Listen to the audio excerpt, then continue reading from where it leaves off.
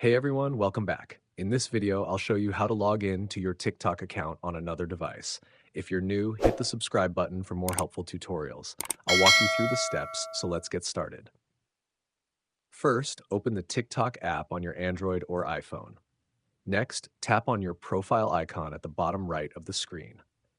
Now tap the three lines at the top right corner to open the menu. Select Settings and Privacy. Scroll down and tap Log Out to sign out from your account. Confirm if asked. On your second device, install and open TikTok. Tap Login since you already have an account. Choose a login method, phone number, email, or a connected account like Google or Facebook. Enter your details and tap Login. That's it.